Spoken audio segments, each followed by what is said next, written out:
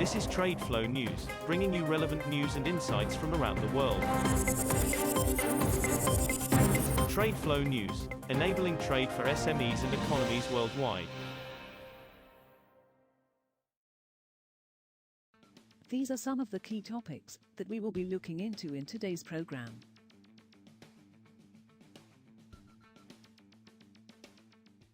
First, let's take a look at the overnight headlines which are impacting the commodity markets.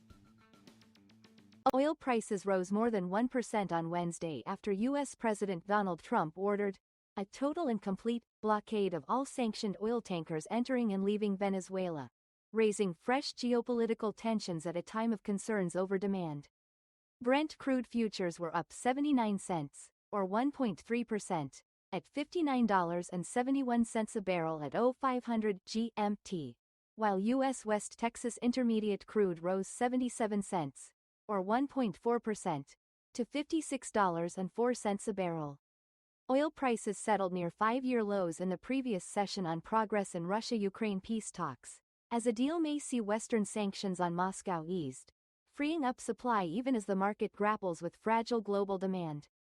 India's Russian oil imports are poised to top 1 million barrel per day in December, trade and refining sources said, defying expectations for a sharp decline as refiners have resumed buying from non-sanctioned entities offering deep discounts. Ties between the two countries have remained strong despite pressure from Western sanctions after Russian President Vladimir Putin met with Indian Prime Minister Narendra Modi earlier this month. After India, the world's third-largest crude importer, shipped in 1.77 million barrels of oil per day of Russian oil in November, up 3.4% from October, according to data from trade sources. Imports were expected to plunge due to Washington's sanctions on two top Russian producers as some refiners slowed or paused purchases.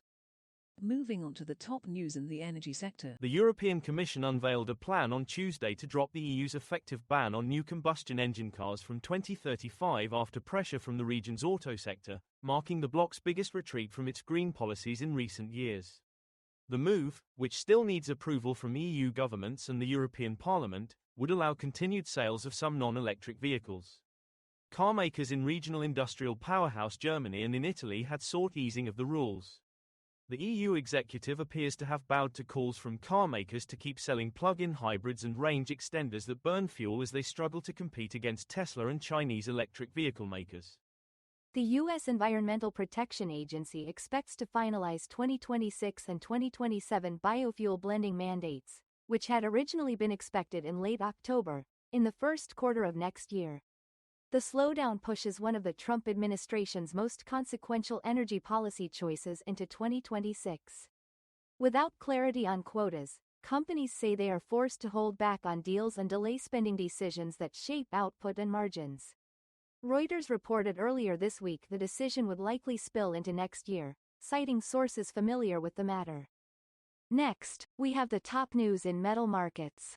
Iron ore futures prices rose to a one-week high on Wednesday, helped by accelerated buying in the spot market as steelmakers in top consumer China began restocking feedstocks for consumption during the Lunar New Year holiday in February.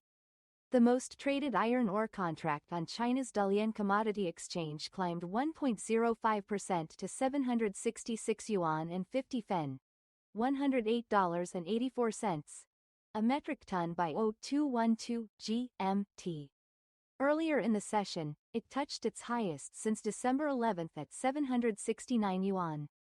The benchmark January iron ore on the Singapore exchange was up 0.59% at $103.15 a ton, as of 0202 GMT.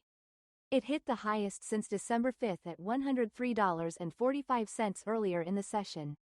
Silver jumped past the $65 per ounce mark for the first time on Wednesday, while gold climbed higher after U.S. jobs data showed a softening labor market, rekindling expectations of further rate cuts next year and boosting demand for precious metals.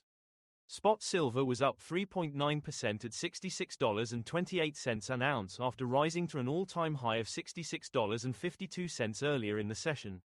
Spot gold prices rose 0.8% to $4,337.85 an ounce by 0552 GMT. U.S. gold futures gained 0.8% to $4,368.60. We will now look at the top news in the agricultural sector. Malaysian palm oil futures traded in a narrow range on Wednesday, as concerns over sluggish exports and elevated inventories continue to pressure the market, though stronger Chicago soyoil and crude oil supported prices. The benchmark palm oil contract for March delivery on the Bursa Malaysia Derivatives Exchange slid 5 ringgit, or 0.13%, to 3,957 ringgit, $969.14, a metric ton at the midday break. The contract fell 1.39% in the last 3 consecutive sessions.